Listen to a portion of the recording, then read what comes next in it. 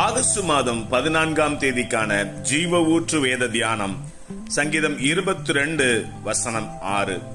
நானோ ஒரு புழு, மனுஷன் அல்ல, மனுஷரால் நிந்திக்கப்பட்டும் ஜனங்களால் அவமதிக்கப்பட்டும் இருக்கிறேன் என்பதே. இன்றைய வசனமும் கிறிஸ்துவின் பாடுகளை குறித்த தீர்க்க தரிசனமே.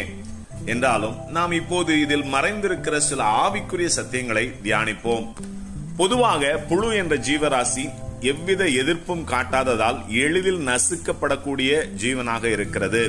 புழு என்பது அநேகருக்கு அருவருப்பான ஜீவனாக இருக்கிறது. இன்னும் சிலருக்கு புழுவை நசுக்கி அதை வேதனைப்படுத்தி ரசிக்கிற கேவலமான மனதுடையவர்களும் உண்டு. இப்படிப்பட்ட புழுவோடு மனிதர்களில் சிலரை பிசாசுகள் ஒப்பிடுவதுண்டு. இப்படி ஒரு மனிதன் புழுவாக ஒப்பிடப்படுவதில் 2 வகை இருக்கிறது. அதில் முதலாவது, சத்துருக்கள் தாங்கள் அடிமைப்படுத்தின மனிதர்களை புழுவை போல பார்த்து அவர்களை வாதிப்பதுண்டு. அடுத்து, ஆவிக்குரிய சத்துருக்கள் தொடர்ந்து தாக்குவதால் தங்களை தாங்களே அவைகளுக்கு முன் அற்பமான புழுவை போல எண்ணிக்கொள்ளுகிறவர்களும் உண்டு. சத்துருக்களின் பார்வையில் புழுவை போல பார்க்கப்படுகிறவர்கள் தேவ பலனை பெறுகிற போது தங்கள் சத்துருக்களை எதிர்த்து போராடுகிறவர்களாக மாறிவிடுவார்கள். ஆனால் தங்களையே சத்துருக்களுக்கு முன் புழுவாக எண்ணிக்கொள்பவர்களுக்குள் மிகுதியான தாழ்வு மனப்பான்மை இருக்கும். தாழ்வு மனப்பான்மையானது மனதில் நம்பிக்கையற்ற நிலையை உருவாக்கிவிடும். இப்படிப்பட்ட தாழ்வு மனப்பான்மையில் இருப்பவர்கள் தங்களை மிகவும் பலவீனர்களாக கருதுவார்கள். கர்த்தர் இவர்கள் மேல் மனதுருகி இவர்களை தம்முடைய வார்த்தையினால் உற்சாகப்படுத்தி தாங்குவார்.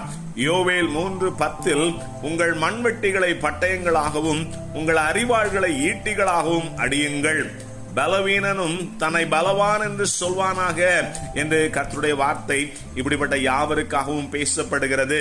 சத்துருக்களுக்கு அடிமையாய் இருந்து வேலை செய்வதற்கு சத்துரு கொடுத்த கருவிகளையே சத்துருக்களுக்கு எதிரான ஆயுதங்களாக மாற்றுங்கள் என்று கர்த்தர் சொல்லுகிறார். ஏனென்றால் ஆயுதங்கள் கையில் இருக்கிற போதுதான் சத்துருக்களை எதிர்ப்பதற்கு சற்று மனதைரியம் உண்டாகும். அடுத்து மீதமுள்ள தங்கள் அதைரியங்களை உடைக்க விசுவாச அறிக்கைகளால் தங்கள் ஆவியை அனுதினமும் உற்சாகப்படுத்துகிற போது பலவீனனாக தங்களை எண்ணிக்கொள்ளுகிற யாவரும் மிகுந்த பலவானாக மாறிவிடுவார்கள். தங்களை புழுவை போல நினைத்தவர்கள் இப்போது பால சிங்கமாய் கர்ஜிப்பார்கள். இவர்களின் கர்ஜனை சத்துருக்களின் ராஜ்யத்தை அசைத்து கதிகலங்க செய்யும். ஆகவே கர்த்தருடைய வார்த்தையை ஒருபோதும் அசட்டை செய்யாமல் ஏற்றுக்கொள்ளுகிற யாவரும் தங்கள் ஆவியில் பலவான்களாகி ஜெயமெடுப்பார்கள். ஆமேன். அல்லேலூயா.